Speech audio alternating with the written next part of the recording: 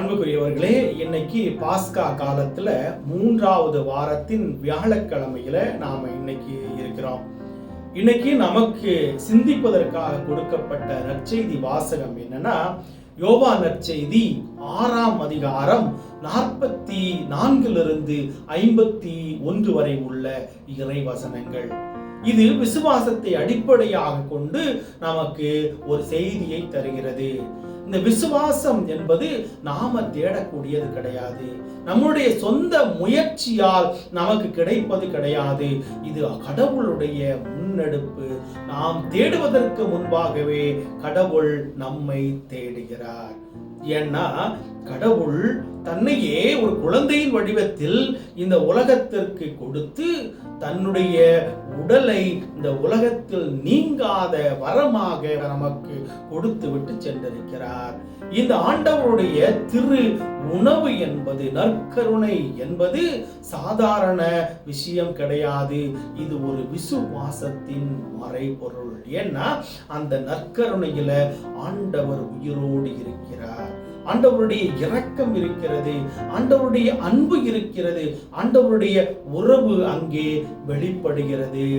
இன்னைக்கு அந்த உடல் என்பது சாதாரண விஷயம் அல்ல, அது ஒரு தியாகத்தினுடைய அடையாளம்.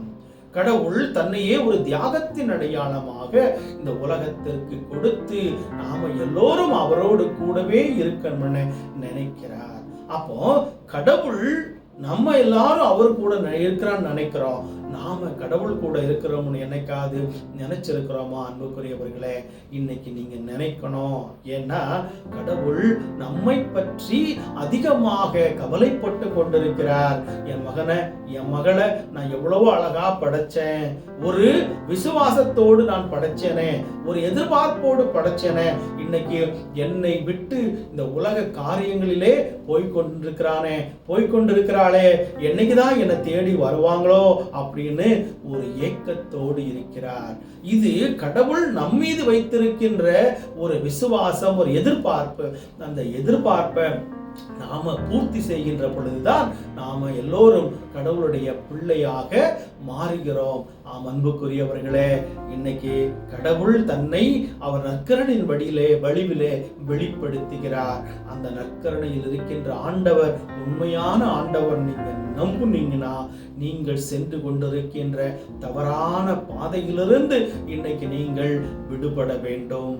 புதியதொரு பாதையை நீங்கள் ஆரம்பிக்க வேண்டும். என்னைக்குமே நல்லது செய்கின்ற அந்த ஒரு பாதை மிகவும் கஷ்டமான பாதை, அது ஒரு தியாகத்தின் பாதை. அந்த பாதையில இயேசு நடந்ததால தான் அன்புக்குரியவர்களே, அவர் என்ன இன்னைக்கு ஒரு ரட்சிப்பின் மீட்பராக, விடுதலையின் நாயகனாக, உயிர்ப்பின் ஆண்டவராக இருந்து கொண்டிருக்கிறார். இன்னைக்கு உங்களுடைய வாழ்க்கையில அவர் தியாகமான அன்பு வைத்திருக்கிறோம்னா இன்னைக்கு நீங்களும் பல தியாகங்களை செய்ய முன் வர வேண்டும். இன்னைக்கு ஆண்டவரிடம் நாம் ஜெபிப்போம். ஆண்டவரே, என்னை தியாகம் உள்ள மனிதனாக உருவாக்க எனக்கு ஆற்றலை தாங்க, ஆசீர்வாதத்தை தாங்க, என்னுடைய உள்ளத்துல ஒரு மாற்றத்தை எனக்கு தாங்க. ஆண்டவரே, பாவ வழியில நான் திரும்ப விழுந்து விடாத படிக்கு என்னை நீங்க பாதுகாத்துக்கோங்கன்னு நாம இன்னைக்கு ஆண்டவருடைய ஆசீர்வாதத்தை கேட்போம். அவர் தன்னுடைய அற்புதத்தால் நம்மை நிரப்பி, விசுவாசத்தால் நம்முடைய உள்ளத்தையும் உடலையும் அவர் சூழ்ந்து தூய ஆவியானவருடைய பாதுகாப்பிலே, பராமரிப்பிலே நம்மை எந்நாளும் வழிநடத்துவதற்காக ஜெபிப்போம். ஆண்டவர் உங்களை நிறைவாக ஆசீர்வதிப்பாராக.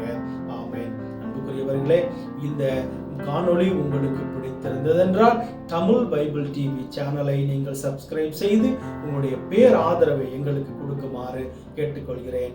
God bless you.